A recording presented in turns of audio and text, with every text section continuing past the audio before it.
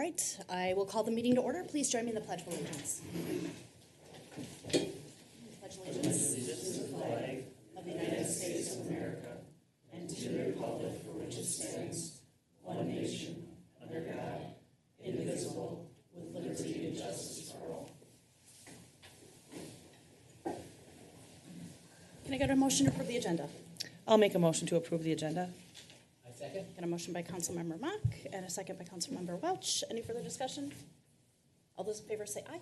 Aye. Opposed, same sign. Motion passes. All right. Community comment.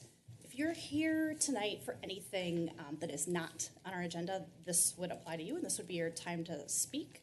Presenters are welcome to address the City Council for up to 5 minutes on matters that are not listed on tonight's meeting agenda. Specific requests for information may not be immediately available, in which case follow-up will occur with the presenter sometime after the meeting. The City Council should not be expected to immediately act on requests. However, they will follow up accordingly and may schedule items for future consideration. With that, is anyone here for something that's not on tonight's agenda? Going once, going twice. Okay. We will move on to presentations and reports, public hearings. Up first is the Truth and Taxation public hearing. Let's see. Let's get a motion to open the public hearing. I move to open the public hearing. A motion by Councilmember Welch. I'll second. And a second by Councilmember Sayre. Any further discussion? All those in favor say aye. Aye. Opposed, same sign. Motion passes. All right. Ms. Schutte, good evening. Thank you, Mayor and Council. Tonight we're here to talk about the 2024 Truth in Taxation. This is an annual meeting that we are required to have by state statute. So welcome. The budget process is a very long and in-depth process. It starts way back in June, and tonight we are at December 4th, which is the Truth in Taxation public hearing. The next step will be December 18th, where we will be adopting the 2024 budget and certifying the levy to the county. Just to talk a little bit more in detail about the budget process, on August 3rd, we had our initial budget request that came in from staff, where we were at a 22% levy. We knew that that was unacceptable. We have now decreased that by $500,000. We're down to $4.06 million, and that is a 13.75% levy increase. So when we initially came forward to the preliminary levy to council on September 18th, we were at a $4,217,741. Staff since then worked to decrease the general fund expenditures by $211,000 more dollars. That includes the elimination of one full-time administrative assistant position. And we were trying to reduce the reliance on building permit fees as a general revenue resource. So just to show our effort in continually trying to reduce the general fund levy. So what is the truth in taxation, and why is it required? We want to encourage transparency in our annual budget process. If you go to our website, you can find every presentation that I've done in the past 2 years that I've been here. It's very important that residents know where to find the information. It also educates residents and business owners on how property taxes are determined. We're just one piece of the puzzle. And then this meeting also allows residents to offer feedback to the city and council on the proposed budget and levy. So everybody should have received the proposed 2024 property tax statements at the end of November. And as I just stated, the city of Carver is only a portion of the total property tax. The deadline to dispute your market values with Carver County has passed, unfortunately.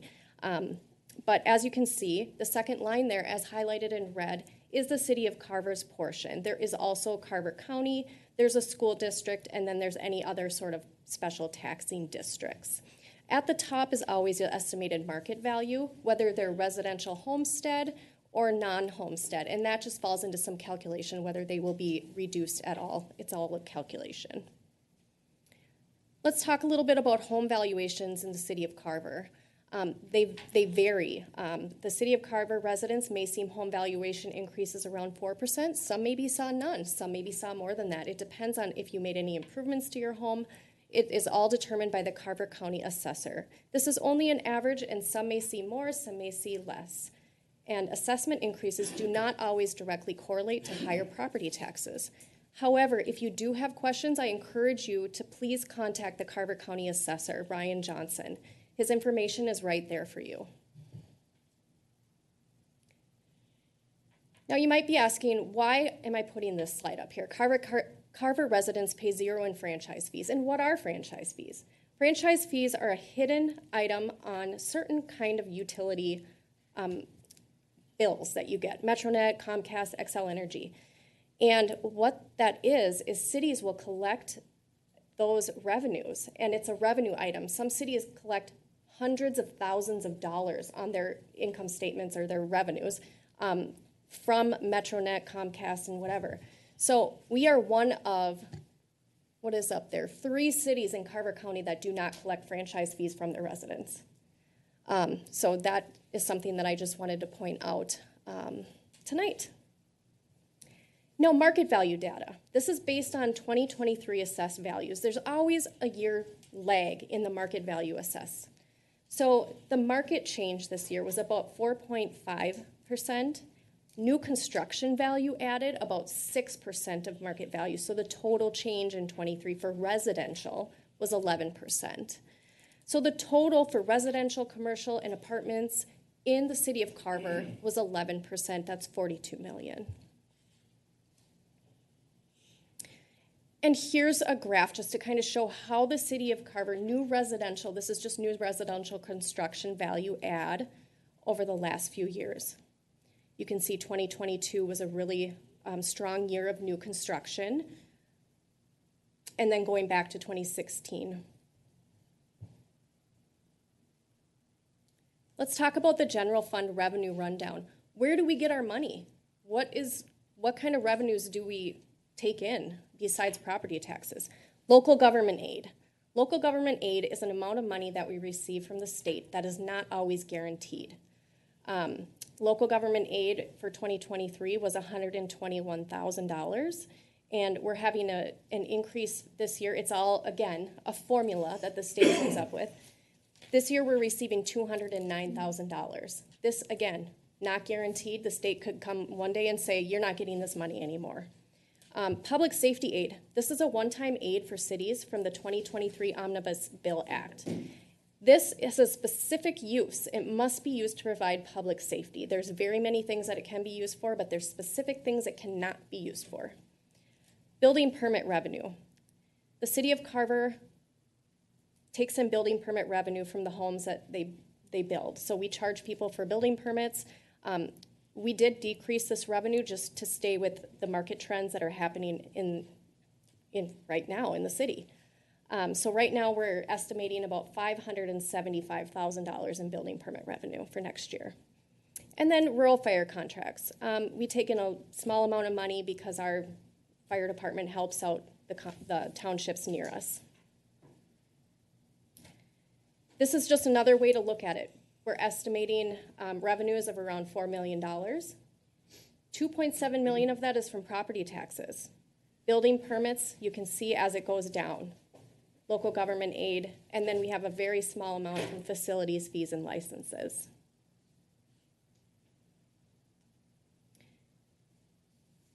With the general fund, we need to have a balanced budget. So, therefore, we have to have the same amount of expenses that we take in revenue. We're not making money in our general fund. So, you can see that we have expenses in public services, admin, fire, building inspections, contract services, general government, and so on and so forth.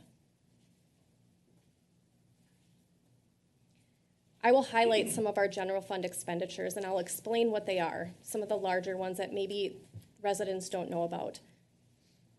A large amount is police contract, $314,000. We have an annual contract with the Carver County Sheriff's Office. 2024 includes a 17% increase to this cost. We're paying not only for the police coverage, we're paying for their vehicles. It's just a contract, so we pay for that. It would be much more expensive to have our own force here, and it would be a liability to the city. Parks and Recs agreement. We have a fantastic program with the City of Chaska Parks and Rec to provide programming and reduced rates to residents. A lot of residents don't know that we have this, but you can go over to the City of Chaska and use their facilities over there at many of their places, golfing and the community center. Southwest Prime, $45,000 we're planning. This is a subsidized van service available to residents for local transportation at a reduced rate. So the city does chip in to help people get around, whether it's medical or to get groceries. Spring cleanup.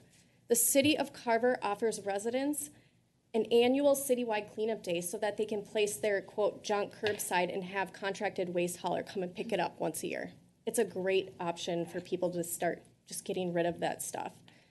And then a community survey. Because we want to hear what the community needs, it's important to collect current data to gauge resident needs and expectations. So we're planning on doing this in 2024.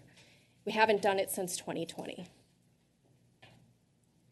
Employee pay and benefits. One of our most important assets in the city is the people who work for us. So next year, we're planning a 5% pay increase for all full-time and part-time employees. This includes fire department and seasonal staff. We have one full-time public services technician to be added in July of 2024. We have also added miles of roads, so we do need this public service technician 3 to be added. We pushed it back to July to try and decrease that budget from January. Health insurance rate increase. We had planned for 10%. We got a 9.75% from 2023, so we squeaked that in there. Life insurance coverage. We are offering a benefit to increase our employees from $25,000 per employee to $50,000, and that's only going to cost the city $2,000 annually extra for our 19 full-time employees. Capital improvement needs. What are capital improvements? This is anything that is improving the city, whether it's a piece of equipment, a building, a street. You can see here, plow trucks, Lions Park courts, Church by the River roof, 3rd Street West Bridge improvement. So how are we going to pay for those? I tried to explain that in the source of the funds. When it says general fund, transfer to capital improvement fund, we're planning on paying that with cash. When you borrow money, you're paying more for that. So we're going to try and use cash as much as possible. That is what we're trying to aim for the future. Equipment certificate. We do have to take out some bonds because we just can't pay for everything in cash right away. So we're taking about $955,000 out to pay for some equipment in 2024 for public services. And then we have some fire department using that public safety aid that I mentioned earlier in the revenue section. So that will be for buying some fire department equipment. This is a rendering of the Carver Lions Park courts. Many of you probably have been up to that facility, and it's going to have 2 pickleball courts, which I think is very exciting, a half basketball court, and then it's going to be repairing the tennis court. Let's take a little trip back through the historic City of Carver tax rates. We're going to go all the way back to pay of 2014. We were at 54.6%. The population was probably a little bit different back then, but we have done a great job, I think, of decreasing that tax rate to the residents of the City of Carver. I think the goal of cities is to try to keep that tax rate steady, if not to decrease it a little bit. But I think this picture speaks for itself. But this year we're proposing a 39.7% tax rate for the City of Carver. Let's do a little bit of comparison for the Carver County cities. I am showing what each of these cities would pay on a $428,500 home. Why did I pick that number? Because the Carver County assessor told me that that is what the average valued home is in the City of Carver today. Next year that'll change, but today they're telling me that's the average valued home of the City of Carver. So Hamburg has a 116% tax rate proposed for next year. Carver has a 39.7%. Waconia has 44.67%. So on an average valued home of $428,500, Waconia resident would pay $1,914.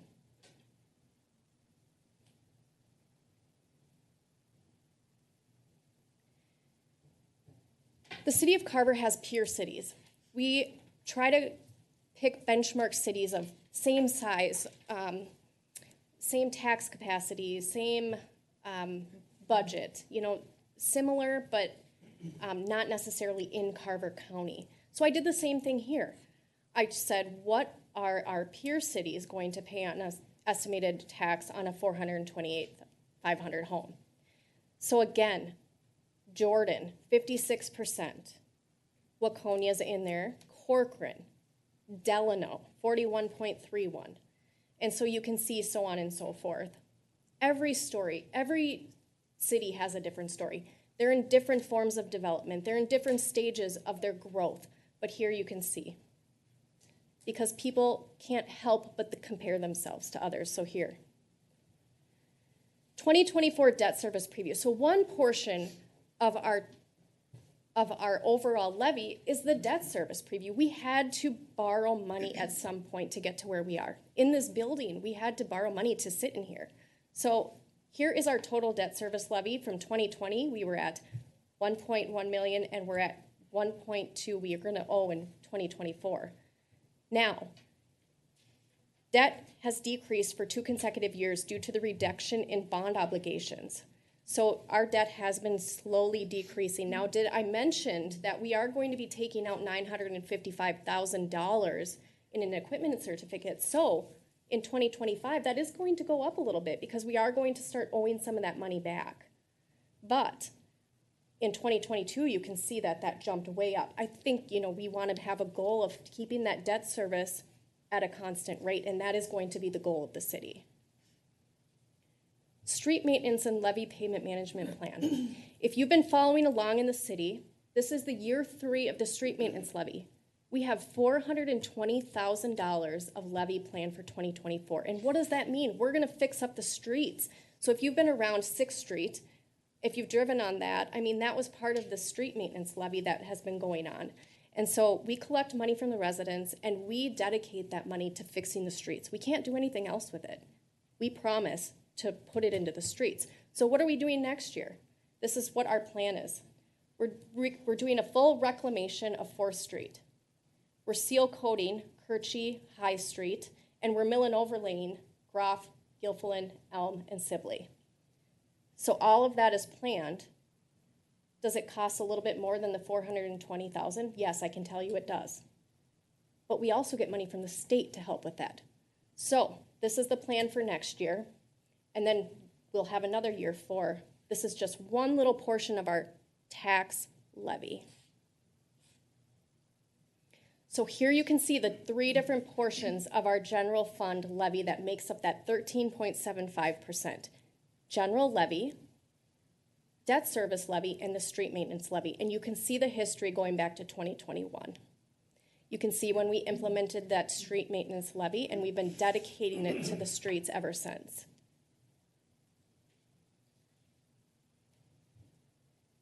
So let me just show you some numbers. Estimated property taxes. This is the down and dirty.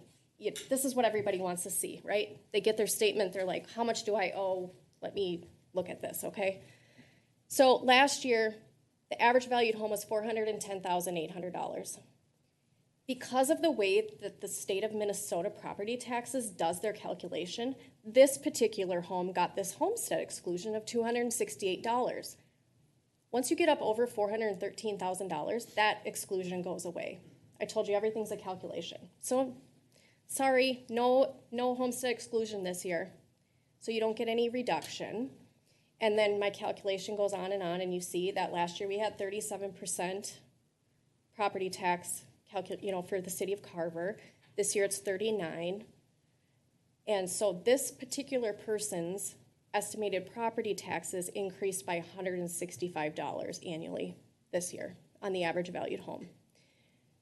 This is with their market value increasing by 4.31%. Their city taxes went up by 10%.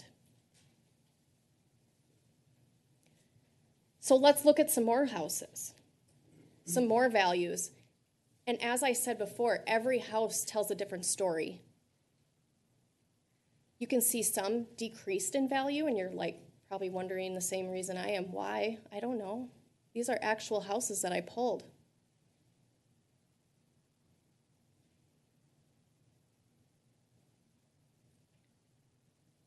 These are some of the higher valued homes in the city of Carver. But the Carver County Assessor does pull they do assess actual homes, but they have to assess a certain percentage of actual homes. And then they pull comps too. All right.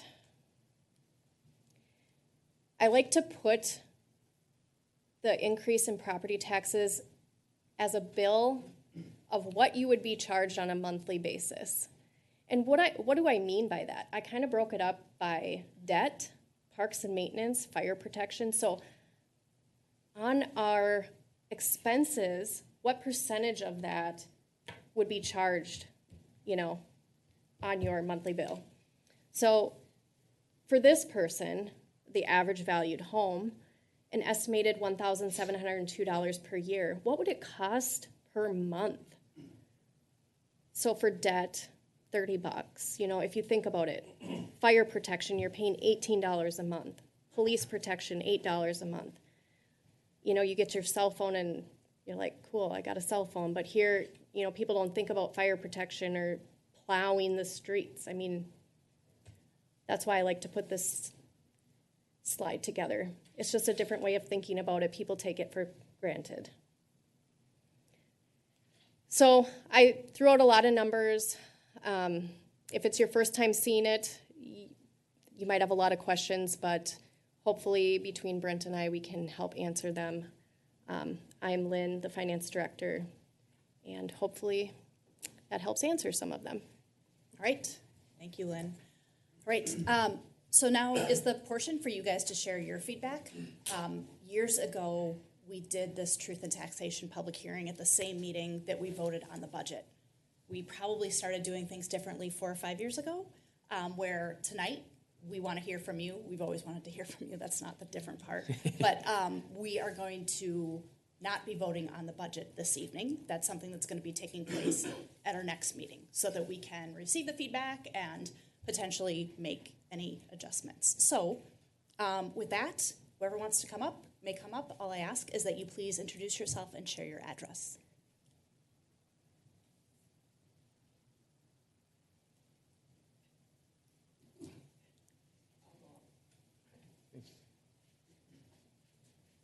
Welcome. Hi, I'm Anita Steckling, live at 1925 Mulberry Lane. So we're in the new Meadow Creek townhomes over there. I just wonder if there's ever a cap. I mean, my percent of change says 592.8%. Is there ever like a cap where like, oh my God? So do you want to address that? So that's different because you're in a new construction. Okay, So- see, I'm new to this, so Yeah. I don't know. Yeah. Lynn can tell you way more eloquently than I can. She's a Yes. numbers gal. So if you just moved in the past probably year, you were just taxed on your lot the That's what I was first year. thinking, okay. Yeah, so then now this next year, you won't have that increase at all. Yep. You'll be taxed on your whole the building and your land. Okay, So that's why it showed you were just taxed on your lot, which maybe was only valued at, I don't know, I can't guess around well, these right. parts. That just seems a lot. Yes, and so if you look at the left-hand column at the top, you'll see a market value, and then if you Yep. look at the right, you'll see probably what now has your house and Yep. your lot. So that's what a lot of new homeowners don't, I mean, I didn't know that when I first moved in either, and I didn't plan for that. Right. So I was shocked, and they don't tell you that when you're building a house either, so no, No, they you will didn't. not have that next year at all. Well, I can still bet on the same amount though. The same amount is in the right column, unless there's a big drop in the market. Yeah. Yes. Okay. Lynn, what you're saying is she's not going to have that Well, I would hope. Large that percent. hundreds of percent jump. No, but she'll have. Does the- that help, Anita? Does that? Yeah, Okay. I guess I'm just disappointed, but I understand. It just seems when you see this number, you're just Can I oh my God. respectfully, we have tens and tens of people watching online this evening. If you want to keep talking, you're welcome to, but we need you to speak into the microphone. microphone. Okay, awesome. Who's next?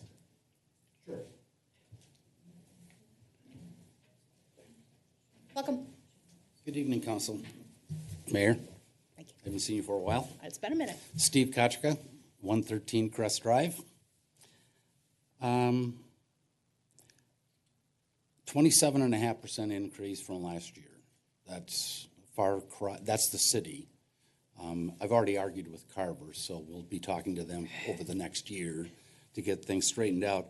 I'm concerned about the disparity in the neighborhood, more so than the actual number. I mean, of course, I don't love the number. Nobody loves the number, but it is what it is.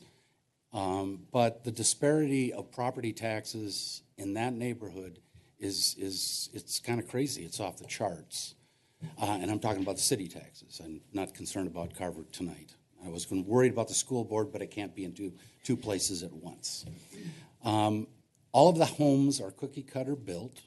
They're all about the same size. There's a few that up on Highland Drive, which is 1 block away, 250 feet from my house. Those houses are typically a couple hundred square feet, heated above ground, you know, the standard description of a home, larger than those over on Crest. So we're 1 block apart, all built up by DDK, all about 3 to 5 years old, all a little bit bigger, except for on the west side of Highland are the small homes, on the east side are the larger homes. A larger buffer on the east side of Highland between they and the road, which, by the way, nobody plows for us except us. Nobody maintains our streets for us except us. Yet the difference and the disparity in taxes between Highland and Crest is typically 5% on Highland and double digits, anywhere from 14 to 27% on Crest. Doesn't make sense. So we've got a whole bunch of Crest people that are not so happy, especially. And I pulled all the taxes for everybody, and I pulled all of their footprint sizes, and I've actually almost bought a home on Highland. And I didn't because it was larger property, larger home, more money, so I built smaller. But yet, quite frankly, I'm the highest taxed guy in the neighborhood, and I've been there going on 6 years. So something's not right in the process. Ryan and I are having an ongoing discussion because it's not right with Carver County either, same number. But something's not right. I'm going to defer to you again, but I think Ryan is your guy. That's the assessment. So I assume that the city of Carver tax rolls down from Carver County. Yep. Yeah, it's fundamentally a calculation based on your value. And so If they overvalue the home. the way our property tax system works here in Minnesota, the higher value home, that's multiplied against the tax rate. Mm-hmm. And so even in a same neighborhood, if your home is valued at, let's say, $500,000, but your neighbor's is at $300,000, and it's essentially the same home, you'll be paying more city tax. And so that's where, to the mayor's point, and I think you've gotten a really good head start as a really in-depth conversation with the county assessor on what the disparity is between. Yeah, we've got to figure that out. Yeah. Because it'd be different if I was living in a castle, but I'm not. I'm living in a small castle. Somebody else is living in a big castle, so it's a mess. And but in spite of all of that, I still think 27.5% is a pretty big bump from year to year. It seems out of line to me. There will be others that'll probably be saying the same. Just a clarification question. Did your city tax go up 27%? 27%. And did your value go up 27% as well? My value went up. Well, I'll tell you what my value went up. From 480 to 563. 20-some percent. Yeah, so it's kind of somewhat correlates to your percentage increase. It's the pandemic money grab event for housing. I'm not talking about you guys. I'm talking about the market. Sure. But because obviously, nothing changed in my house from 23 to 24. I feel your pain. I live in a house built in 1860 down here. I have made no exterior improvements or any improvements in the last year, and mine went up 30.1% from the county. It's just crazy. Yeah. All So I right. also don't have a mansion. Castle. Yeah, or castle, sorry. Well, it concerns me, especially since we're in a homeowners association, since, you know, we're paying a lot of tax money and nobody's plowing my road, nobody's fixing my street, other than me. Yeah.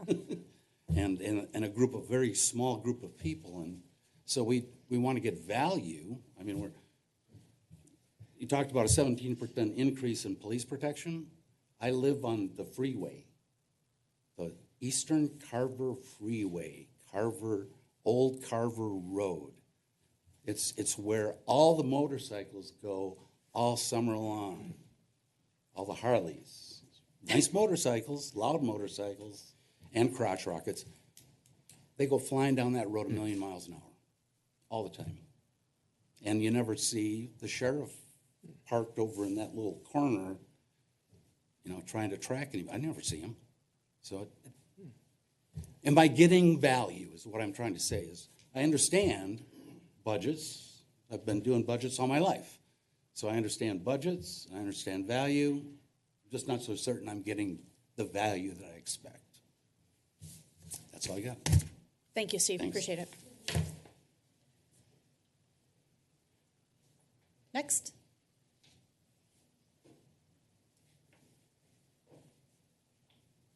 Last call. Good evening. Good evening.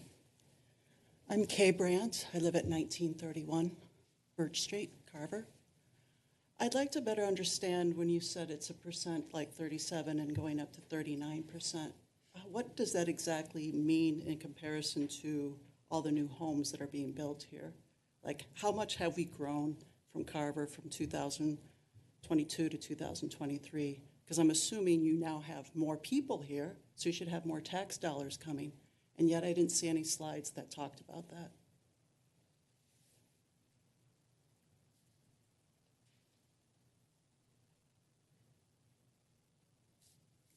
I'm going to defer to Lynn, who's Sure, scrolling through to absolutely. find it. Yeah. Sorry, I didn't want Come to on, jump Mayor. in. Yeah. Totally get it.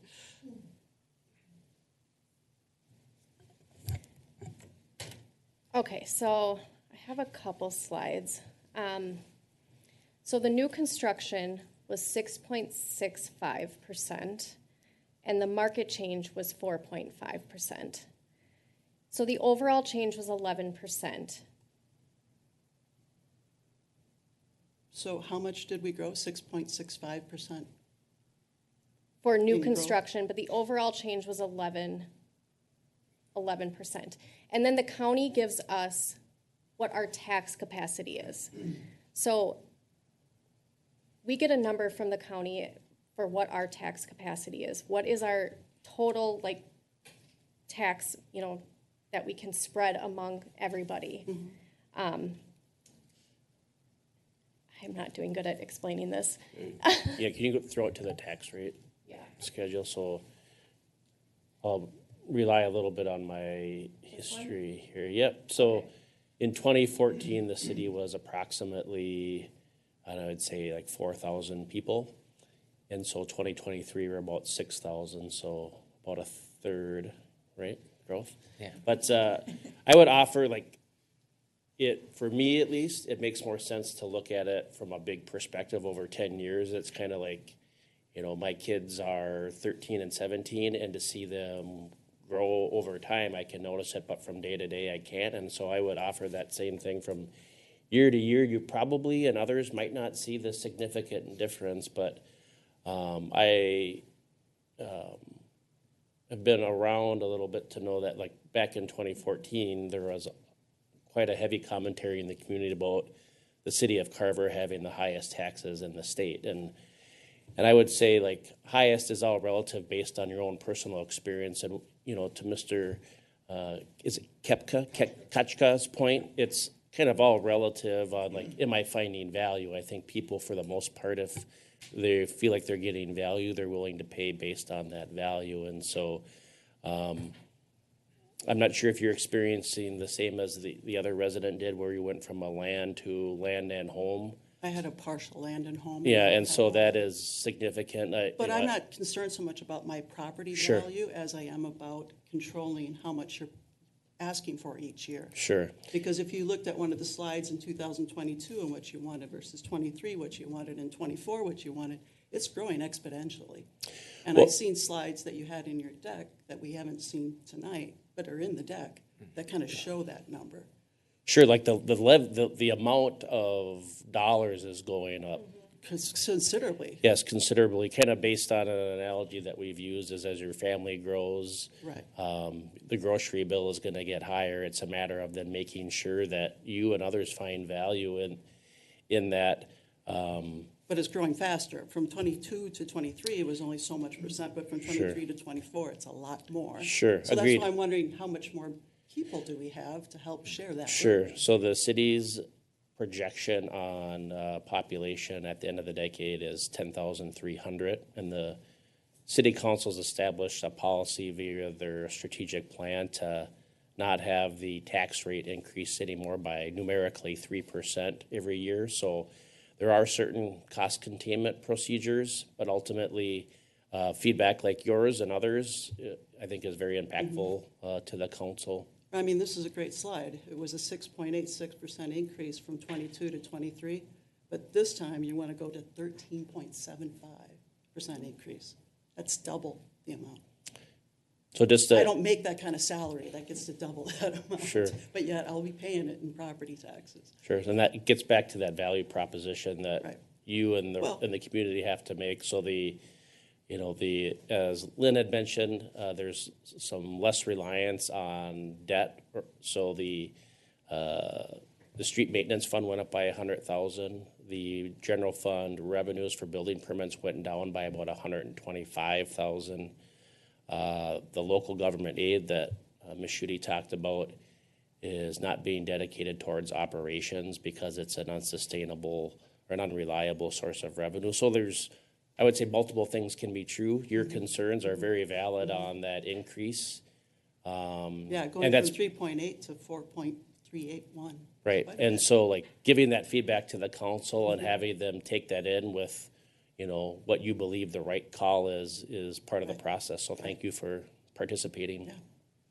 And then one follow-up question. You had a nice breakout by different groups, like money going to the police, money going to fire, money going to the different groups. Under fire, though, way at the bottom, there was like a transfer number.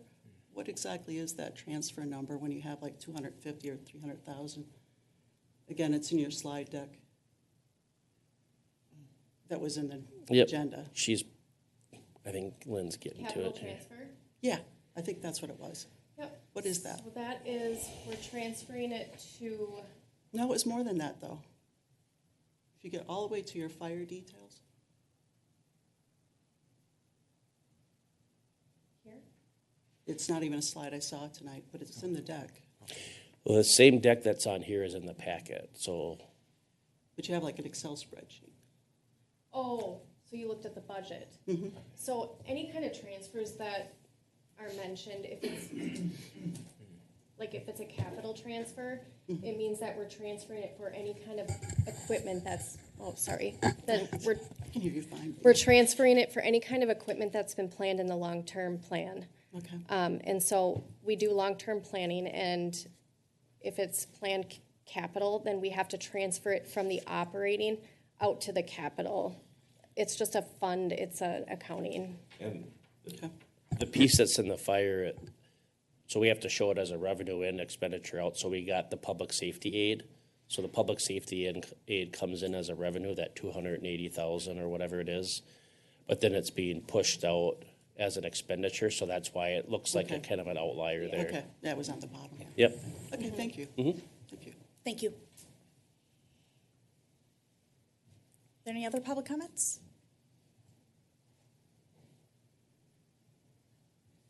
Last call for public comments. All right. If there are no further public comments, the public hearing will be closed and no further comments on this issue will be received this evening at this meeting. So last call for public comments. All right. Hey, Mayor, if you could also just, I know the council motion to open the public hearing, if you could do likewise to close the public hearing just to stay consistent. Okay. Be great. Thank That's you. what I was gonna do next. Dave's Can I our make city a mo- attorney, and he okay. always keeps me in line. Yeah. You may, go ahead. Can I make a motion to close the public hearing? Please do. I'll second. We've got a motion by Councilmember Mock and a second by Councilmember Welsh. Any further discussion? All those in favor say aye. Aye. Opposed, same sign. Motion passes. All right, any additional comments or questions from city council? I have a couple. Go ahead. Brent, we were talking about one of the slides that we had up where we were comparing. It was one of the last questions that we had. We could maybe bring that back up. We were looking at the general fund levy history, and we're showing 21, 22, 23, 24. What, in 2019, can you remember offhand when we built City Hall, what that jump year was for? Because I know that we had a much higher increase that year. Can you say that She'll get to the question? slide and you'll- Okay. Keep going. It would be. Nope, keep going, please, to the general fund levy one. It would be 23? Yeah, there we go. So here we were talking about a 6% increase, 11, 6, 13. In 2019, just historically for reference, that's when is that when City Hall hit the budget? That sounds about the right time. Okay. Correct. Would you know offhand, was it? I don't know Was- from memory because the bonding year is different than the first tax payable year. So Okay. without doing a little bit of research, Okay. Thank you, I didn't. I've been burned on I- speculating on math before, so I don't want to do that No, again. I appreciate that, and thank you. It's fine that you don't have that off the top of your head. I wanted to just make a couple comments about things that were talked about during the presentation and a few questions. So I did want to reiterate the franchise fees. As council, we've talked about this a lot. We wanted to be transparent with the residents on what these fees are. The utility companies or whatever the different ones are, MetroNet, things like that were shown, they will have a fee on there that you are charged. It just gets written in a little line on your bill that comes in the mail, and then it gets turned back to the city.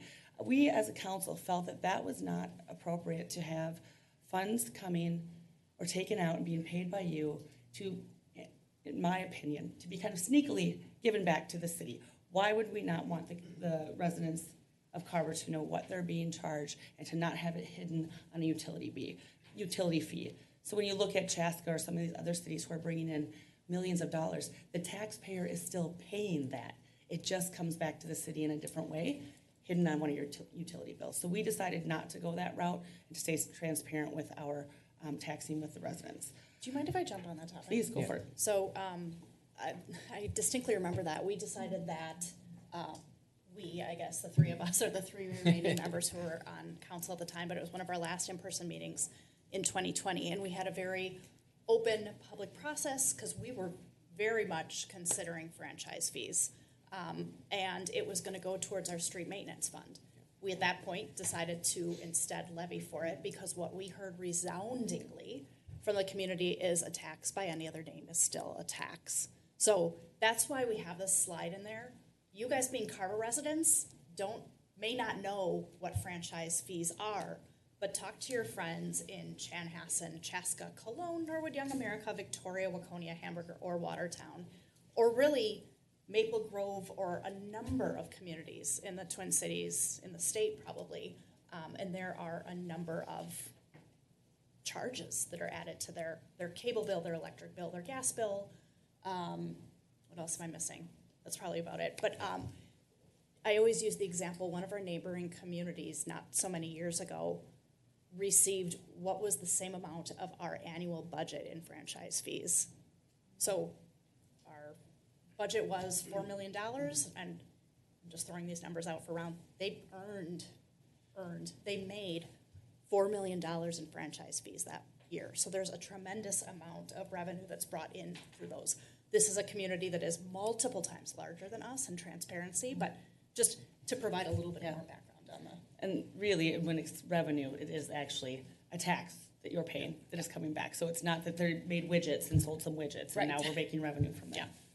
Thank you for letting me interrupt. Yep. Another one, when we were looking at the employees and the 5% matching, we do have a union here still in the city, so we do follow our union contracts, and that comes with that. So we're working on employee retention also. We're still a small city. We have very dedicated and wonderful employees. We can't pay what Edina's going to pay you, or Minneapolis is going to pay you, Minnetonka is going to pay you. So we wanted to try and make sure that we are at least somewhat competitive in the market, so that we do retain some good and loyal employees for us as well. I made a note here about the $13.73 a month on that slide, and I just wanted to say that I appreciate that slide being in there, and this is more of a staff. I think it's helpful to be able to see what that looks like per month. Go ahead, Brent. Sorry, just the first year of debt service on City Hall was 2019 at about $375,000. What do you know? What percentage increase that was from the year before? Or am I asking you? Maybe 33 and a third. 33 and a third percent. That's a great number. yeah, actually that was a 62% increase in 2019 for debt service. Okay. And then I want to, say as a council member, as a resident, I also have to pay taxes here. You heard me say that mine went up 30.1%, and that is not a great number that you see when it comes in the mail. At this point, with the county, the options now are really, at least what my stuff says, is tax court is the only option to go to. So I'm sure you're aware, you've read those bills, it looks like. So it's a rough time, and growing cities have hard growing pains. And I want everyone here and who's watching to know that this isn't taken lightly by me or any of us up here, and it is not easy to make these decisions that affect everyone's pocketbooks, because we understand that. And I really want everyone to know that we put a lot of thought and a lot of time into this, and it is hard. And growing cities, we're catching up with staff, and as more come in. So as we move forward, I look forward to some of those things starting to meet each other, rather than having to have these tremendous jumps every year once we get to that point. So I will stop there and let it move on to the next. All right. Anybody else? Yeah, so I'm just going to add to Christie's comments about the intent and deliberation that goes into this. This may seem like a simplistic presentation, but it is a culmination of many, many months worth of work. So while you're not seeing us have much of an internal conversation about this, a lot has gone into this. The truth in taxation is really to benefit you, to be able to have a vision into it, and to also ask questions. And when you come up here, when you ask a question, when you bring up a concern about a double-digit increase, it doesn't fall on deaf ears. We discuss all of those comments. We can't always change it. It's like making a decision for the city, like you'd make going in for surgery. What shortcuts, what do I want to cut back and tell the doctors not to do in my surgery? We really carefully analyze it. And we hope that we've made all the right decisions, and we've spent your money well to give you the best value that we can and that you want to live in Carver. But thank you for the comments. We will be discussing them.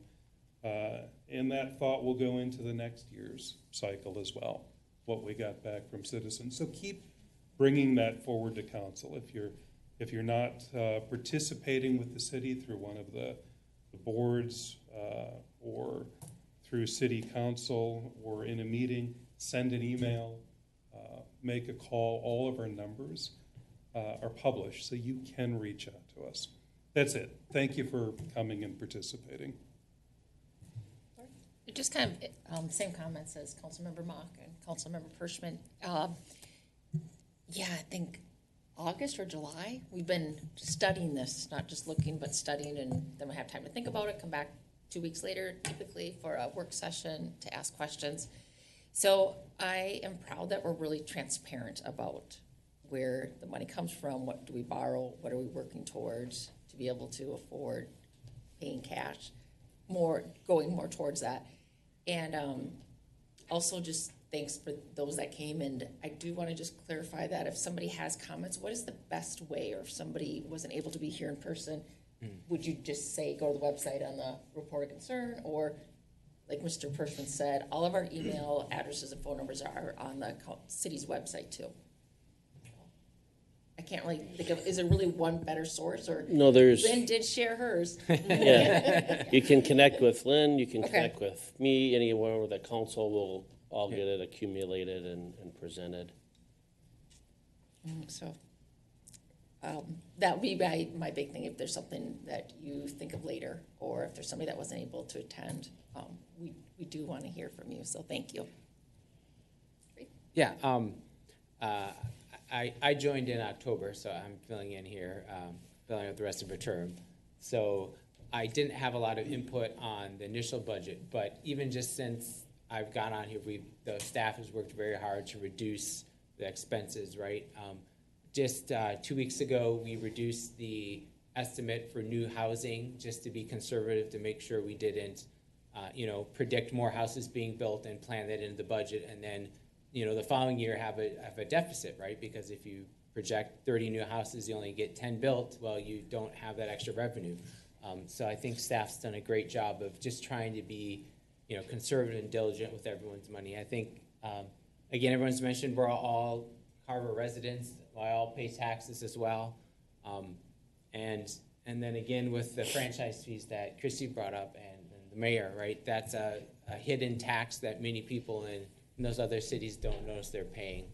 And then just one last thing I wrote down here was, the property value increases. That's hard to understand. Before I joined the council, I didn't really get it either. So, 2 years ago, my house went up like you said, just $100,000 randomly, and then this year it's actually flat. So I was lucky this year.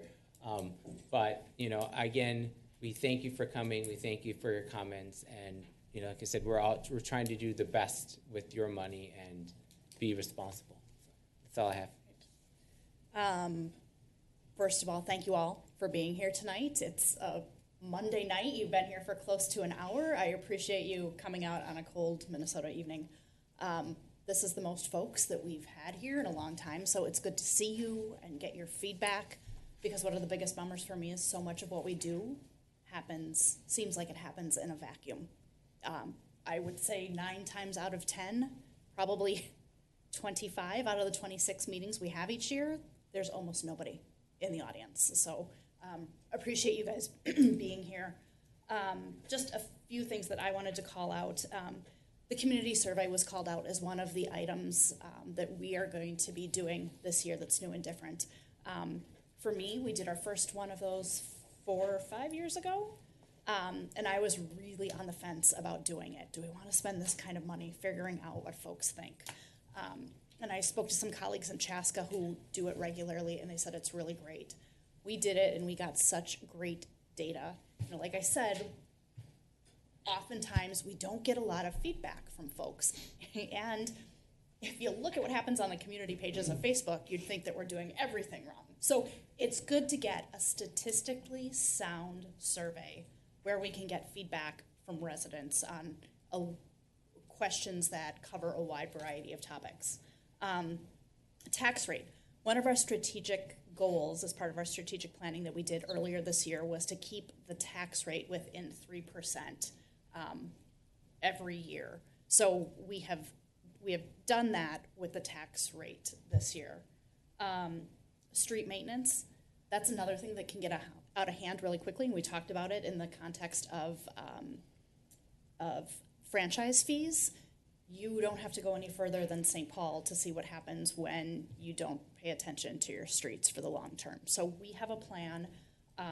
We can go through and folks can check the plan, figure out what street you live on. Although I think maybe a lot of you live on newer streets that wouldn't be in our plan. But for the older parts of town that have been here for more than probably 5 years, there is a plan of when do we need to seal coat it? When do we need to mill and overlay it? Do we need to do a full depth reclamation on that? So we have a really robust plan so that we keep up with that maintenance and that the streets don't get away from us as they're prone to do in our climate. And then again, just wanted to talk about the process of the budget that's already been mentioned, but I think sometimes it might appear that we glaze over this a little bit during the presentation, but as Eric and Lori said, we have been working on this since this summer, and this is something that we have done the horse trading on and have run different scenarios and kind of figured out the numbers. So that was it, but again, thank you all for coming this evening. I truly appreciate it. I did find my note for my other question. Go ahead. So the other thing I'd just like to add is following up with the mayor's, plan. So the other thing I learned about joining the council is that the city recently started doing a 10-year plan for basically every department in the city. So all these numbers we have written down, all the city staff, all the city departments looked out 10 years and started calculating, when do we need a new fire truck? When do we need a new excavator for the public services? When do we need new water, facilities, right? So all these numbers were done with a plan in place for the next 10 years, right? And part of that plan, again, was to keep the taxes at 3%, right? So there's been a lot of work to get these numbers and the budget numbers that each of the department came back with. There was a lot of detail, and actually it's on the city website. If anyone's feeling really nerdy, they can go to the 10-year plan. Or interested, and it'll list like all the projected expenses for the next 10 years for every department in the city, and then, what kind of our budgeting plan is going forward. So, we have a plan, and we're trying to follow that as best we can. So that's it. All right, thanks, Reed. All right, with that, we're gonna move on to the next item on the agenda, which is the 2024 fee schedule. Let's see. I would entertain a motion to open the public hearing.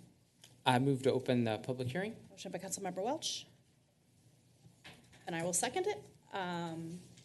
Motion by Councilmember Welch, second by Mayor Johnson. All right, Ms. Sons-Iden, good evening.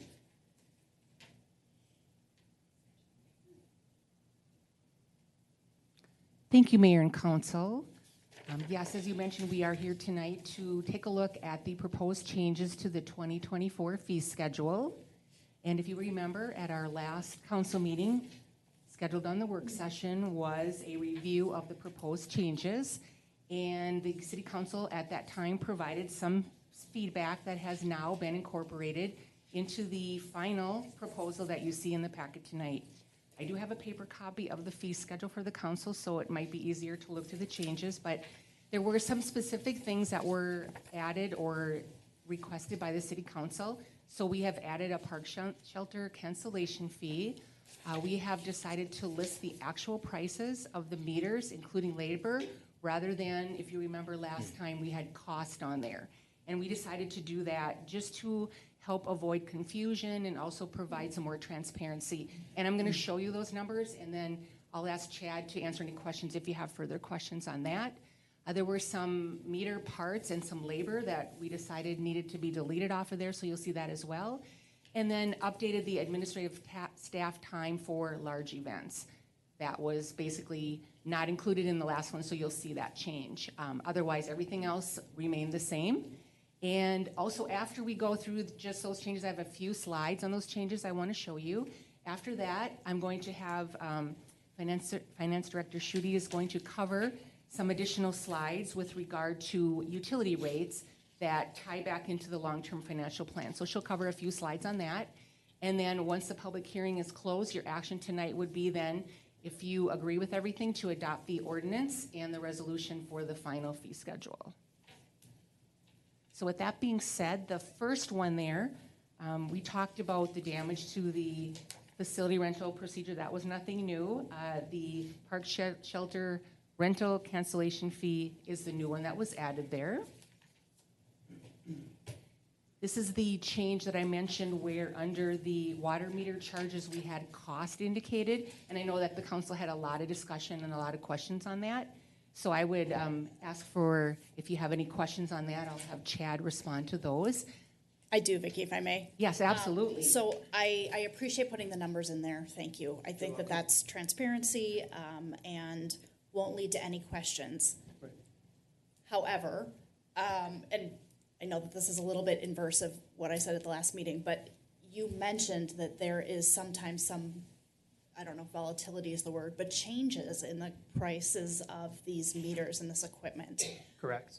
I don't want the city to be out any money because we have this. Do we have any flexibility of doing a mid-year increase to the fee schedule if water meters go up $200 per piece and size? Yes, we would be able to Okay. amend the fee schedule. Okay, so let us know if and when those get, because I don't want the city to be out $200 because of market volatility in the water meter market. I will let you know. Okay, Hey, how often do we buy those? Do we anticipate every 6 months and just make a twice-a-year purchase? How does that work? For meters, we're kind of on a rotating schedule. There's still a little bit of a lag with COVID and production, microchip shortages, things of that nature. So every time they get a shipment in, we get a box. So it's just, it kind of, whenever they get a shipment, we get some product. And those are for a new home install, right? Correct. Okay. And for updating some of the Updating. older, Okay. older meters and MXUs, yes. thank you. Thank you, Chad. And we also have a page 2 with additional utility rates there. And as I mentioned, Lynn is going to go over some additional slides that you can ask questions in regard to that when Lynn covers those slides in just a minute here. And the other additional item that was changed was that administrative staff time to calculate the new cost for 2024. So that did go up a little bit there as well. And then as you saw the changes with regard to the fire department, there were no additional changes proposed by the council at the last work session. So with that being said, that is my portion of the fee schedule changes. So this would be the final version that you would be looking at approving. And unless there are any questions for me, I'm going to turn it over to Lynn. I do have one question on this slide. Are you going to go through this or are you going on to something else? Nope, I was going to have Lynn. She's going to talk about some utility rate slides and how it ties into the long-term financial plan. Okay, so I have one question on this one, and as I look through it, so it says illegal intentional fires, and then it says see below.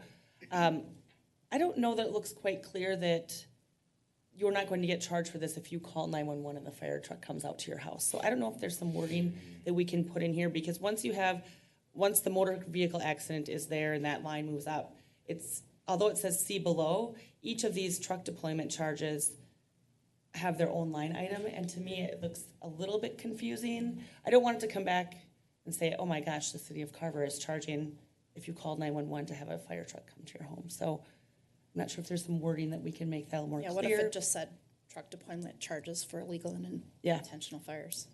Just make that on one line then rather than two. Yes, we can clarify that and make sure that there isn't any confusion on that. Great, perfect, thank you. You're welcome. With that, I will turn it over to Lynn.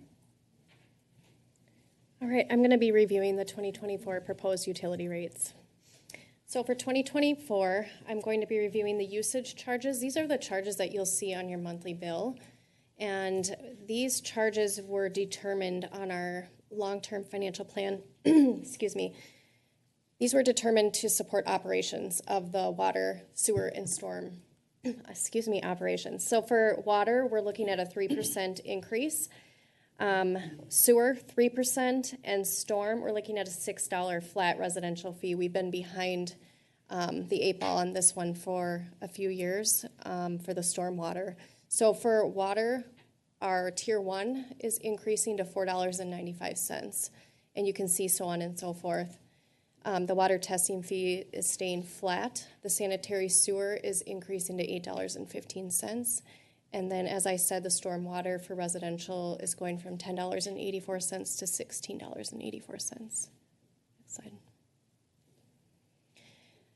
Connection fees. These are fees that are charged for new construction only. This is when you're connecting a new home to water, sewer, or storm. And we're looking at 3% across the board here. The Met Council connection fee is staying static for next year.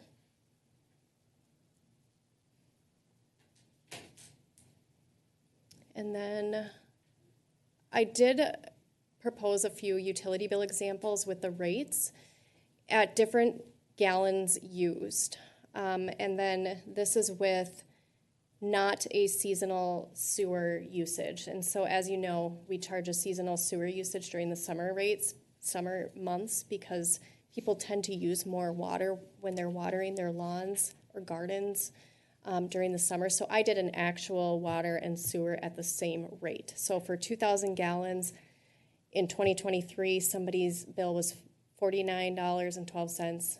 In 24, it'll be $56.24. That's with water going up 3% and sewer 5%. And then the storm, the $6.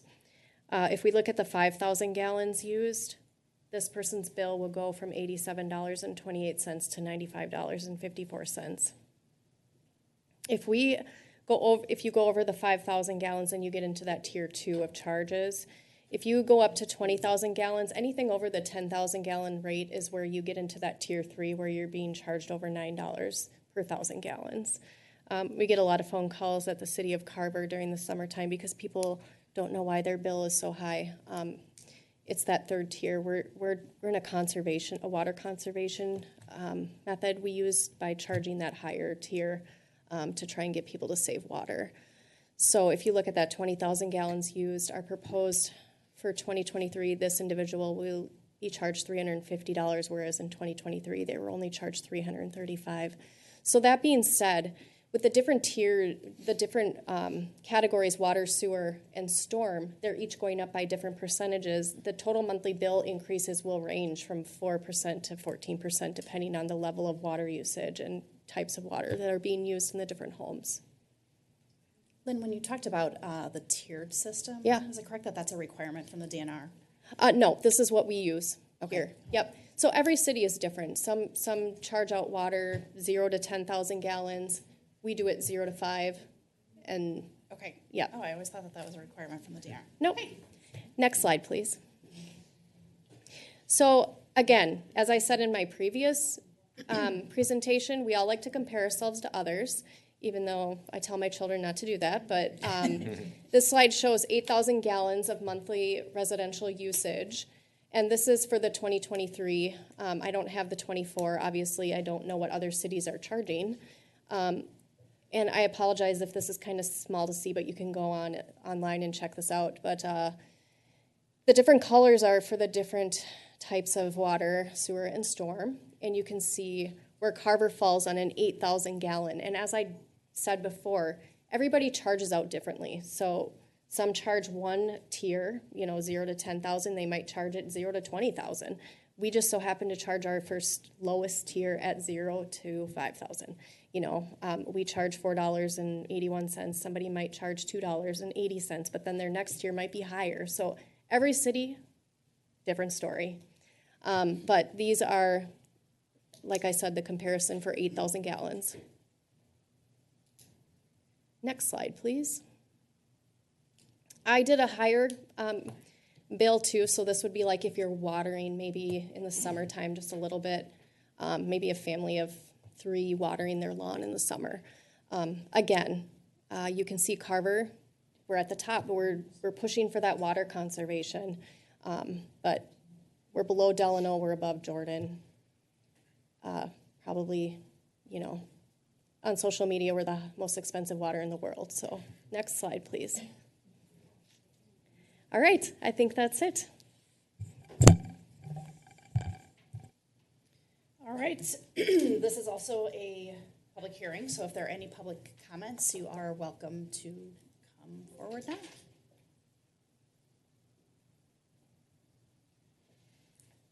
Come on up, Steve. Oh. No, this is on the technical side. You still want my address, or do you believe my last address of 113 Crest Drive? Same guy. We don't think you've moved in the last. Thank you. So the 81 cents. Do you know what the total revenue is annually for the 80, when you just take that 81 cents across all the? We pay that in, there is no revenue. Okay, well, what's the income stream? What's the stream? How much money Okay, let me ask the question differently. So, is there a plan? I haven't seen anything, and I don't know if there's a plan or not a plan. Is there any plan for analysis of PFOA, PFOS, or any of this, the fluorinated telomeres, partially fluorinated chains of any of the fluorocarbon products in our water? Is anybody looking at that? And will the 81 cents, I don't think the 81 cents will cover it. That's why I'm asking. What we would spend annually for the analysis, because usually a PFAS analysis is going to be expensive. It's also not very reliable, but it's nonetheless expensive. There's not a lot of labs that provide the service, and I don't know how often we have to analyze for it, but I mean, I haven't heard any talk. I hear a lot of talk about water, but I have not heard any talk about PFAS. So, Oh, I was gonna. yep. Chad. Okay. But I will say that the 81 cents is set. It's a set price that we are told to charge. So, but then with that, I will pass it over to Chad. Hey, Steve, I'm Chad, Public Services Director. So just recently with the monitoring of PFAS kind of in that northeast region of the metro area, Department of Health did reach out, and we did UCMR5 testing. It's, can't remember the acronym for it, but it's typically like, I'm not even going to try to figure it out, but we tested for 29 PFAS in the city. 29 of the families? 29 of the families. Of the, Yes, yeah, because all the different PFAS derivatives. is a family and PFOA is a subset. Yep. PFOS is a subset. Yep. And there's many, there's 5,000 of them. Right, so we have, all those levels came back undetectable in the first round. Okay. Second round of testing is gonna be in December, so sometime this month, we're gonna meet with, Department of Health and do another sample. Got it. So Okay. we'll have a baseline for testing. That'll be good, yeah. I just wanted to make sure we had revenue to cover the cost, because it's not cheap. Yeah. Thanks. Thanks, Steve.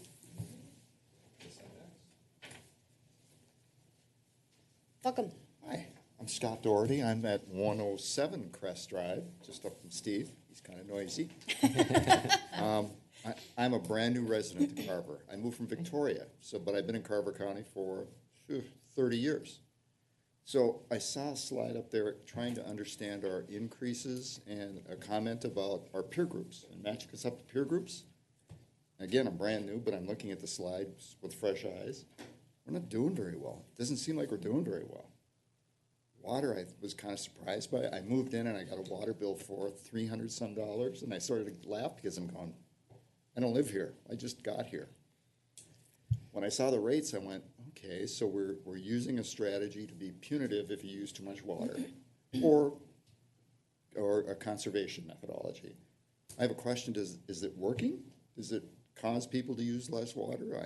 I don't know that answer. It is working. I would say anecdotally, yes, we send out notices to folks that use over 40,000 gallons. That seems like a hell of a lot of water. Right. That's a lot of water. The skinny of it all is the more water we pump. I think it's close to 1.5 million more gallons of water during the summer than we do other times of the year.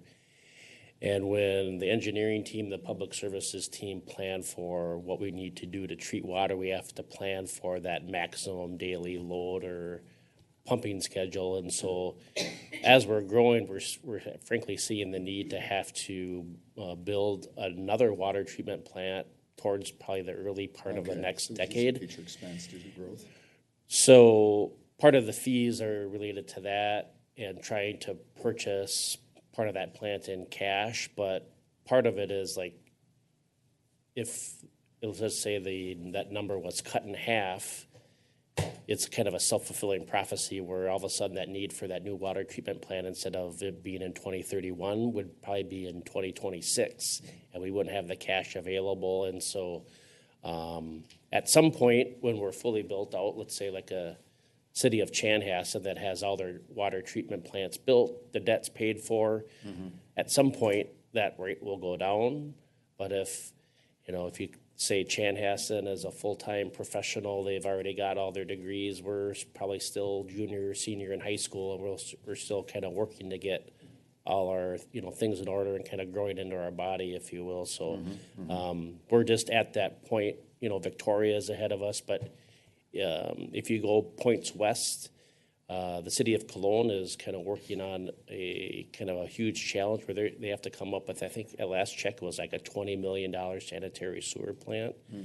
But I don't begrudge anyone for saying that when you start irrigating, we had somebody that used close to 80,000 gallons and they had a huge water bill. And so we've really been trying to promote systems that control irrigation because we don't want to take those phone calls where people's water bills are $300-400, and if a typical family of four should be using 8,000 to 10,000 gallons of water.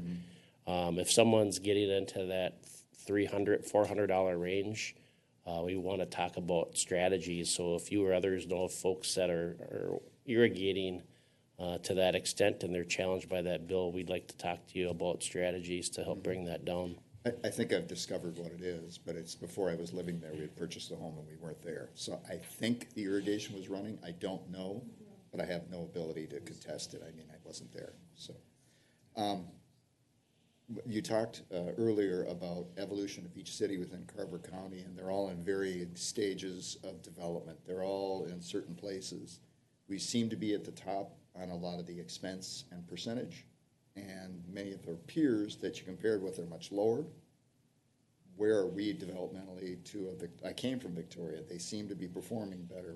What are the inherent differences? Well, they're probably twice our size. Twice the size, for sure. Right. But Carver's for sure been around a lot longer than Victoria. They're similar. But so that doesn't, I appreciate that sentiment, but the city of Carver's infrastructure is pretty new comparatively speaking. So in the mid-'80s is when our water and sewer infrastructure went in. And frankly, when the city's first water treatment plant was constructed, at that time, the thought of 212 becoming a 4-lane freeway wasn't even on the radar. And so a lot of the decisions, frankly, that the community made in the early 2000s weren't representative of what we know Carver is today or what it'll be in the future. So that combined with, frankly, we have a lot of challenges that like a Victoria doesn't with the amount of pressure reducing valves and other mechanical systems that we have to deal with as it relates to water and sewer and lift stations is unique to Carver as it relates to Victoria. So I would say that coupled with, if you have 7,000 more ratepayers to pay for some of that debt service, then no pun intended, but your bill becomes diluted in a sense. And so at some point we'll reach that critical mass where that will occur. Right now it's 7,000 of us paying for all that debt. At one point, at the end of the decade, it'll be 10,000. By 2040, we're projected to be, I think, 15,000. And so it'll get better, like that tax rate slide. Over 10 years, we're hoping that you see the difference. But, year to year, we're going to be higher than, our neighboring cities like Chaska, Victoria, and Chan, just because of, I would say, the nature of it. But I know from being in the conversations with these 5 folks, they're very anxious to see that go down. But we also have an agenda item tonight where we need to make some electric upgrades to our wells. We had an engineer's estimate at about 700,000 or so, and the bids came back. We got one bidder at double the engineer's estimate. So we're going to reject that bid, or recommend that we reject that bid, and look at strategies. But the term kind of came up at the last work session. There's no fancy sanitary sewer pipes. There aren't any kind of want versus need discussions when it comes to infrastructure. We want to be thoughtful of the investment the community is making. But I don't believe anyone wants the city to take risks with making sure electrical components function correctly with wells or lift stations when there's water and sanitary sewer is such a essential service that's provided. But comments like yours and others are really well received because understanding the balance of all that is critical. Yeah. What I'm hearing is there's some awareness that we are definitely higher, And I would just reiterate that, is like, we're pointing out that we're higher, but because we are. Like, we really are. When you look at those charts, I'm brand new, and I'm looking at it going, wow, we seem to be out of sync. Maybe I'll feel differently in a year, but it's noticed, and obviously there's a lot of people in the room that are feeling the same way. So I also got a pretty substantial increase, but I couldn't do anything about it. I just moved here. It's been 2 months, so maybe next year. Thank you so much. Thank you. Thanks, Scott. Any other comments? Last call? All right. After all public comments are received, the public hearing will be closed and no further comments on this issue will be received at this meeting. So one last time. Anybody else? Okay. I would entertain a motion to adjourn or to close the public hearing. I'll make a motion to close the public hearing. Got a motion by Councilmember Pershman, I'll second. second by Councilmember Walsh. Any further discussion? Yeah, I'll go first. Oh, no, no. Any further sorry. discussion? Oh, on the no, yeah, motion? sorry. No. All those in favor say aye. Aye. Opposed, same sign. Motion passes. All right, Reed, what's on your mind? Sorry, Rod. No, I think, like I mentioned earlier, I had just joined the council in October. The thing that was most shocking to me was how much work and how expensive just the simple infrastructure that we rely on when you turn on your water and you flush your toilet and you don't have to worry about it. Chad and Brent and Aaron, the engineer, gave me a tour and just a quick rundown.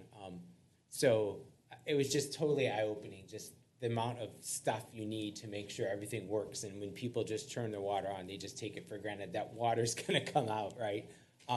But again, the problem is I also learned that you have to build out almost significantly ahead of your growth, right? Because you can't have half a water treatment plant or a third of a water treatment plant for your city, right? So you kind of have these step functions. And we just completed the one last year, an upgrade that would last 10-ish years, hopefully, cross your fingers. So that's going to be part of your bill, right? So we were at a limit where, you can't build any more houses because you don't have enough, fresh water to give them, right? So you had to upgrade the treatment plant. And like I mentioned earlier, like we have the 10-year plan, right? We, like Brent said earlier, right, there's, our projected growth when we think we're going to need these new infrastructure things. So it was just totally mind-boggling to me, just kind of the cost we're just talking about for the infrastructure that you need to have the basic stuff that people rely on. Thank you. Yeah. You can come back to me. Come back to you. That's fine. Go ahead. I don't have anything to share. Eric? I don't think I can add much more value than our city manager already has. The bottom line is we have a really difficult water source in Carver. It's hard to compare us to some of the neighboring communities. There's a lot more machinery to make it work, and we're a growing community, so we're adding more machinery. A mistake that we won't make, and Brent alluded to this earlier too, is if we think we're going to need a 27-inch pipe 10 years from now in a certain area, it's more expensive to put it in now, and all of us right now are going to pay for it. But the people that are here 20 years from now won't have to pay to have the streets ripped up to replace it. So everything we do, we're considering much longer term to ensure that down the road, when we're all a little bit older, if we're still living in Carver, that the rates do ultimately come down. And we don't add artificial expenses by trying to save a buck, taking a low-cost approach to a long-term solution. That's all. Christine? Oh, did Lori not have anything? Yeah, I don't. Oh, okay. I don't know that I have a ton to add. I kind of wanted to hear what everyone else had to say on this one. We all know that water is probably one of the most highly, I don't want to say controversial, that might not be the right word, but it is what we hear about the most, that's for sure, is the water rates and the different tiers and how that functions. I am happy that the staff did implement where now there's a notice that goes out so that if those folks that are maybe have a leak or aren't aware of how their irrigation is set, that they're getting a notice before it gets even further out of hand. But I do like what's been said is that we are planning for the future. We can't do half a water treatment plant as this development comes in. That's true. Yeah. But they're always on our mind, and they're always something that we are looking at and working really hard with. As a council member, when I see these numbers and them going up, I know it's high, and I don't. It's a hard thing for me to work with. It's a hard thing for the council to have to look at, and we are all looking forward to that date where things start to level off from where they're at. Because again, that's probably one of the biggest gripes that we hear about as council members. Those are most of the emails that I get, or most of the people who stop me on the street, is to talk about our water rates. Again, that has to work. The sewer has to work. Nobody wants our sewer system in our city to not work. So please know that, and I don't want to speak for council, but for myself, water rates are always forefront and on my mind. And the conservation part of it, I do like the conservation. I do talk to a number of people, or I've been talked to by a number of people in town who work hard to stay under those numbers, and do appreciate those lower numbers that they can get to. I know it's not necessarily something every household can manage.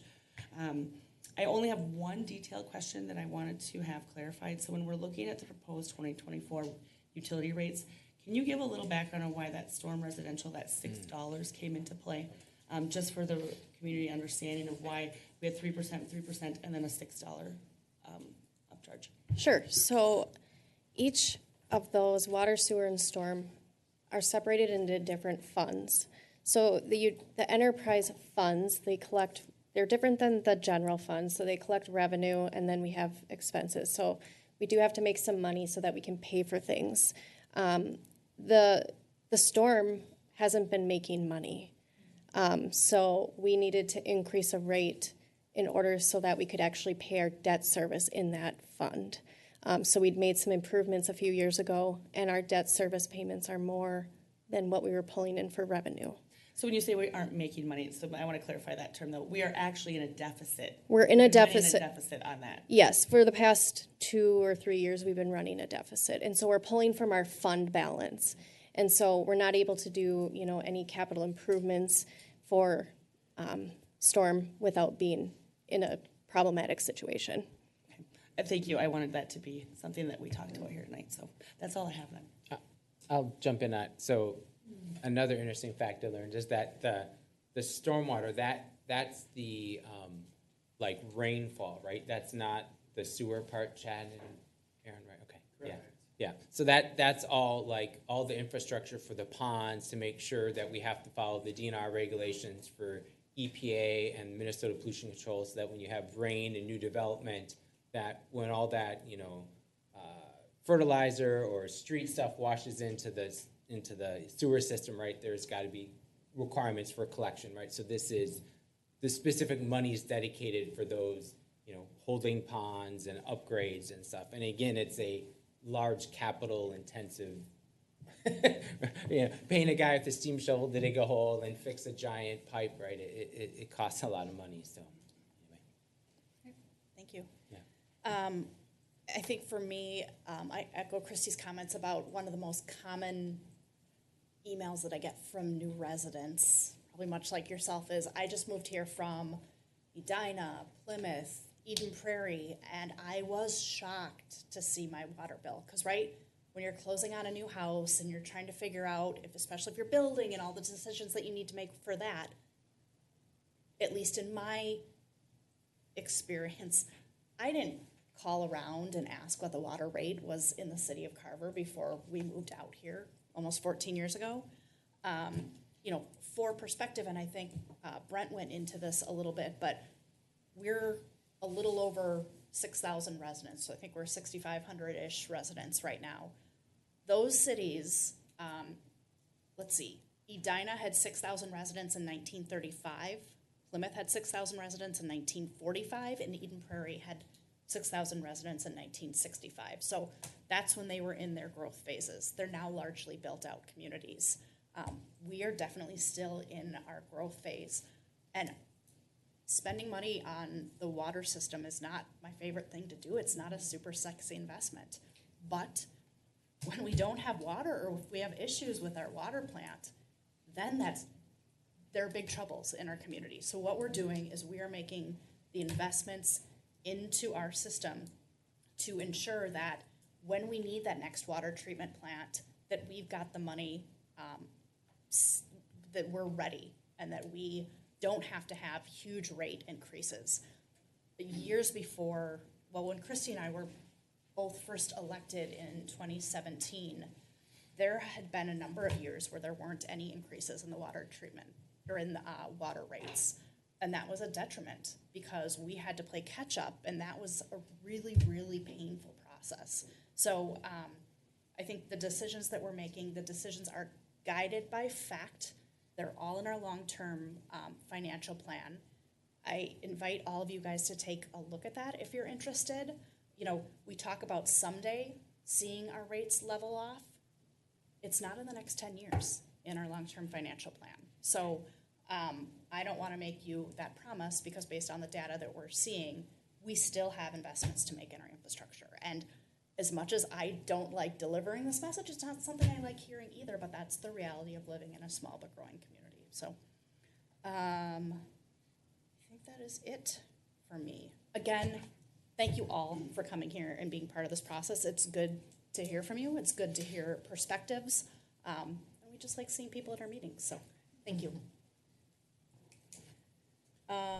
I'll make a motion to adopt ordinance 13-2023, amending certain fees charged by the city. I'll second. Motion by Councilmember Sayre and a second by Councilmember Pershman. Any further discussion? All those in favor say aye. Aye. Opposed, same sign. All right, motion passes. All right, I'll make the motion to adopt resolution 153-23, authorizing summary publication of ordinance 13-2023. Got a motion by Councilmember Pershman. I'll second. And a second by Councilmember Mock. Any further discussion? All those in favor say aye. Aye. Opposed, same sign. Motion passes.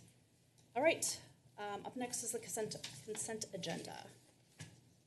I'll make a motion to approve the consent May- agenda. I had an item I'd like to move off the agenda. Okay, which one? 7.4, the collective bargaining agreement. Okay. Do you want to make the motion then? What's the correct procedure? Christy will do it. Okay, I'll do it. Christy will show you. I'd like to make a motion to approve the consent agenda, removing item 7.4 for further discussion. All right, we've got a motion by Councilmember Mock I'll second. and a second by Councilmember Sayre. Thank you. Any further discussion? All those in favor say aye. Aye. Opposed, same sign. Motion passes. All right, item 7.4, approve the 24-25 collective bargaining agreement with AFSCME. Read. Yeah, I just had a couple quick questions for Brent. I know we had discussed this in length at a private meeting or a closed meeting. I'm just wondering if there's been any updates or any material changes since then, or any kind of where we are in the process of finalizing the contract. Councilmember Welch, the contract that's presented in the packet, along with the agreement, has the same principles and language as previously discussed in closed session. It's just now it's open for public consumption and council to consider for adoption. Okay, excellent. That was it. Okay. And I just want to clarify, we met on this at our last meeting in closed session. Almost, I would say 99% of what we do is in an open meeting like this where the public is invited. The two issues that we are allowed to go into closed session are what it would be called employee issues and real estate transactions.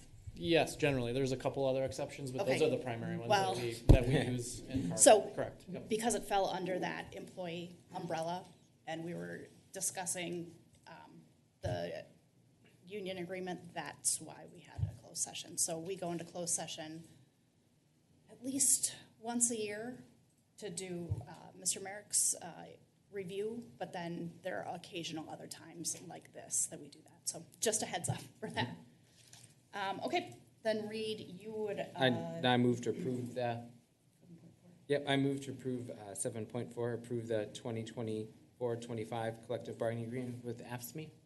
All right, we've got a motion by Councilmember Welsh I'll second. and a second by Councilmember Mock. Any further discussion? All those in favor say aye. Aye. Opposed, same sign. Motion passes. All right. 8.1, the 2024 Utilities Project Bid Award. Mr. Schmidt, good evening. Yeah, good evening, Mayor and Council. So tonight I have the project bid results for the 2024 Utility Improvement Project. This was a project that we were looking at completing improvements to well house number 1 and 3. It was a complete rehab of that well house, including electrical controls, SCADA, kind of the internal plumbing itself, the piping materials inside of it, and a few other miscellaneous things. And then for well house number 4/Tower 2 area, that was also an electrical and control project up there.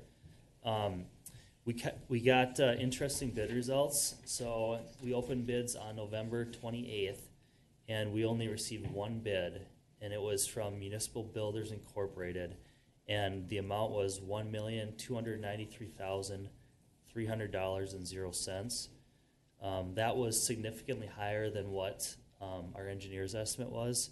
So we had estimated the project to be about $660,000. So obviously a huge disparity between the bid result, which was one data point, so one bidder only, and what we were estimating.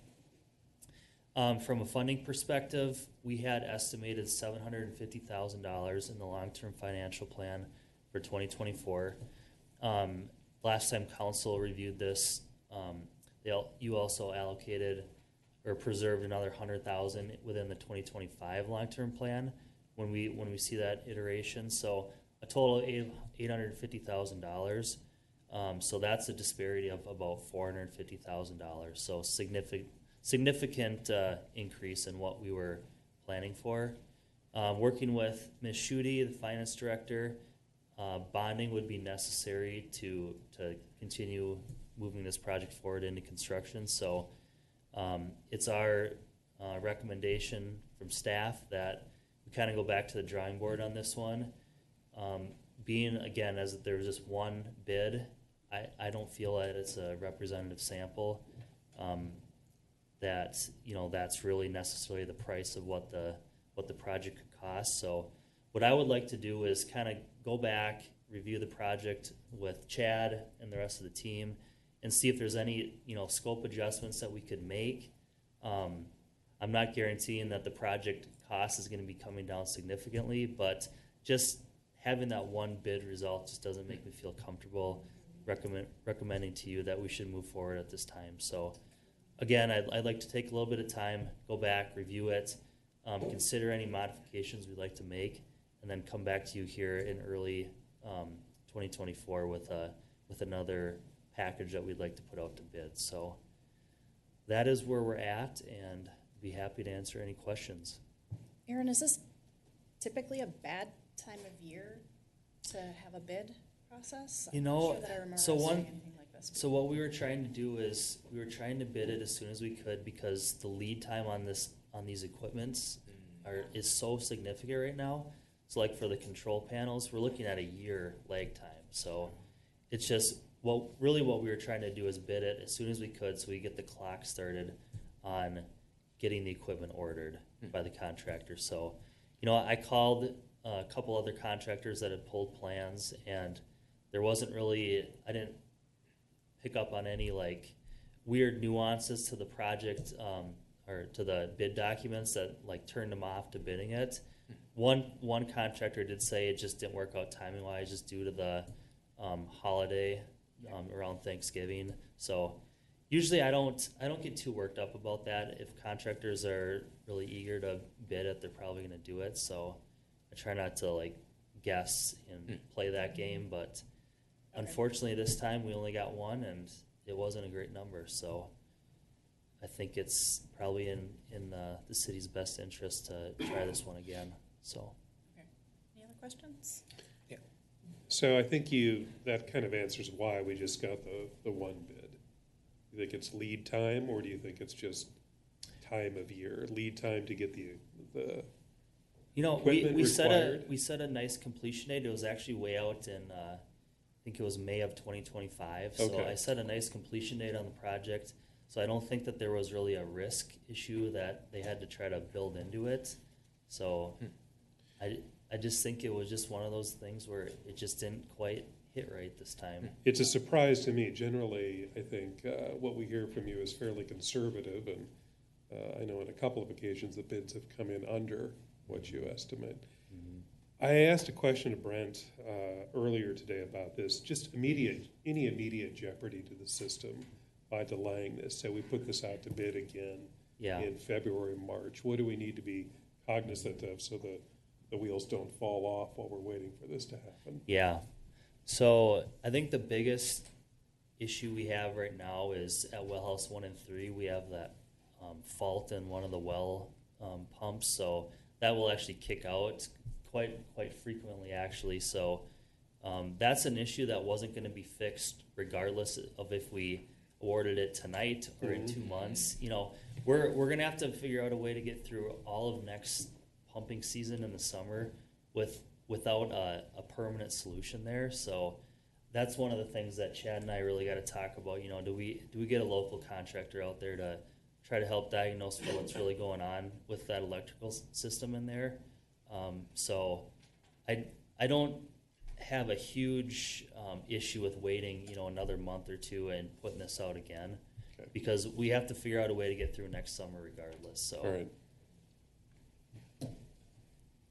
Any other questions? I just have one question. Go ahead, Laura. The things that we have in place now, are they beyond warranty? Is it?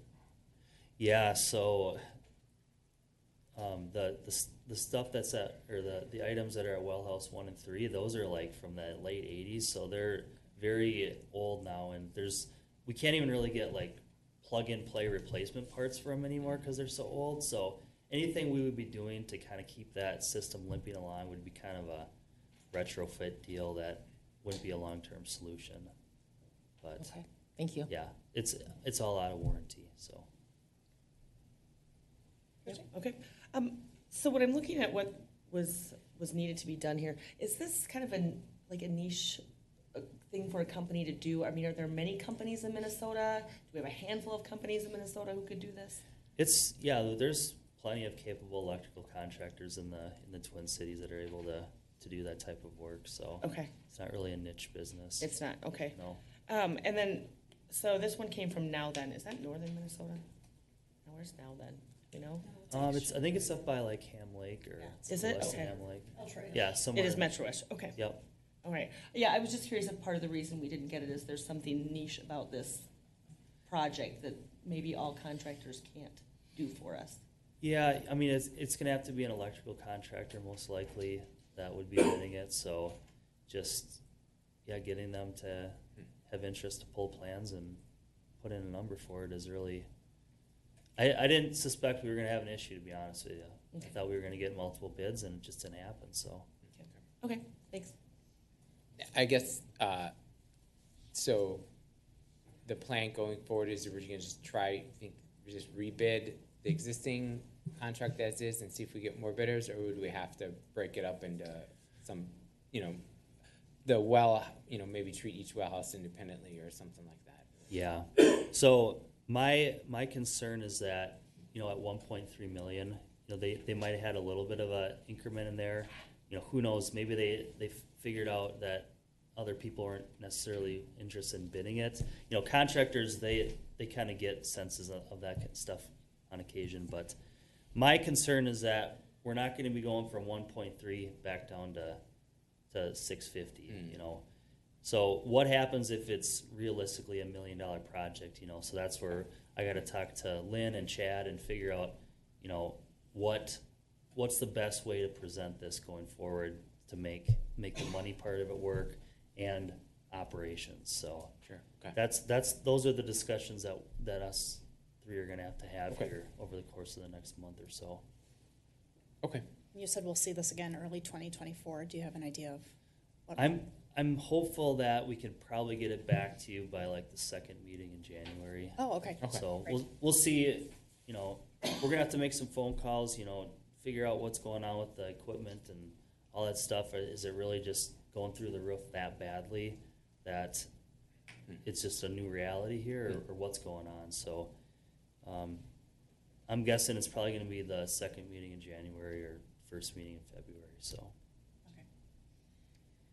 Well, it's not good news, but I appreciate you delivering that.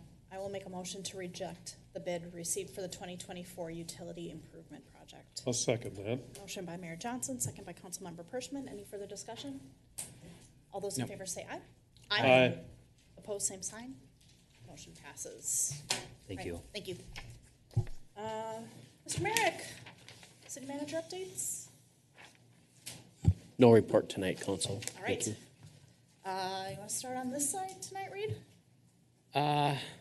No, I just thank everyone for attending in person. It's good to have some feedback. So we appreciate all your comments and welcome it. Christy?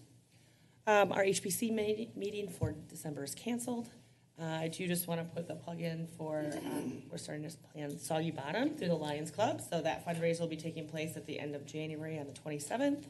And then obviously a thank you to the Lions Club for their hard work with our Santa Day right downstairs here. I helped set up the day before, so I will let Courtney talk about the day of. Okay. I did behind the scenes, and you were there for the event, so that's all I have for now. Okay, Lori?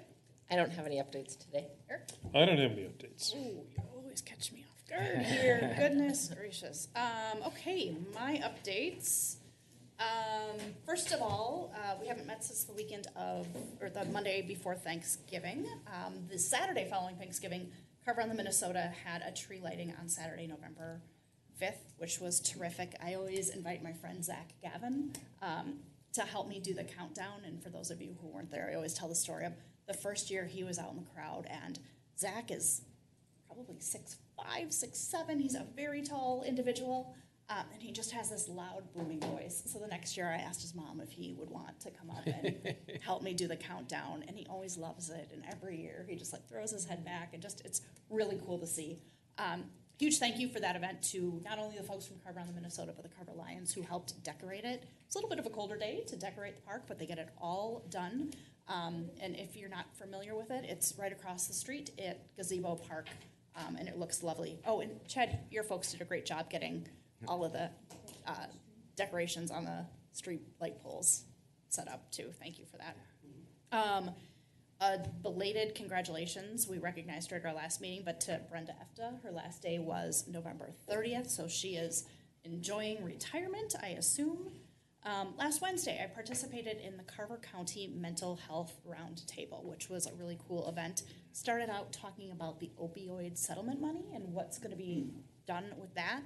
And then the second half was a panel discussion about the mental health crisis in our communities. So really good to hear from those folks and learn what they're doing and kind of what can be done. The biggest kind of takeaway and their biggest ask was to help eliminate the stigma of mental health and mental illness. Courtney, could I ask you a question about Sure. that opioid settlement? Yeah. I heard it's going to be given out over quite a long period of time, like Something 20 like years? 19. 19 years, okay.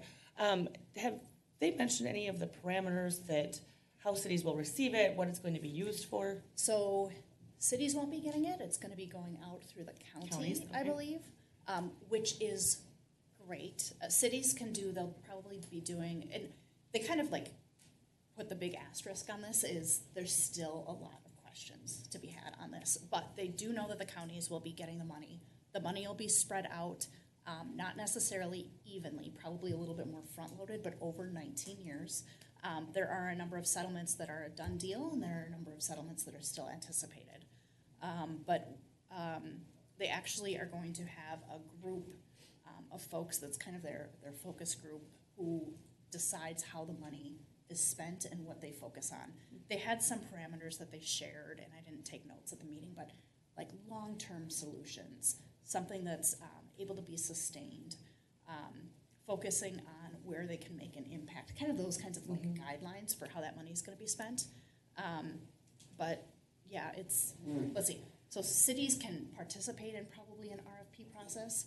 They really like the idea of counties getting the money because with the tobacco settlement, that went to the state. Okay. And it was all state money, and it was a little bit less attainable for folks, especially at the city level, to get and to do good with that money in our level. So Did they talk any brick and mortar things, or is it, I mean, a lot of these settlements come with studies, and you study this and you study that. Did they talk anything a little more concrete, or not yet? They didn't. Okay. It's still too early. But this is going to be it was a really good event. They talked about doing another one. So I'll send you the email. Yeah. I'm sure you're on the list because I was. But I'll make sure through Brent that everybody gets that for the next one of those. Thank you.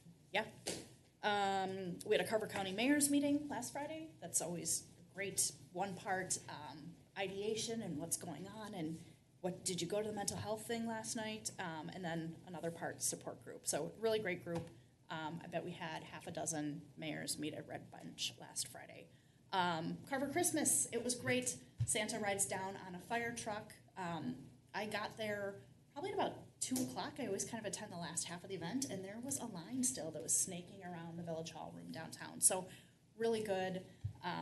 That's another event from the Carver Lions. They do all of the setup, all of the tear down, all of the, making sure that they can get on Santa's schedule this time of year. So really, really great event.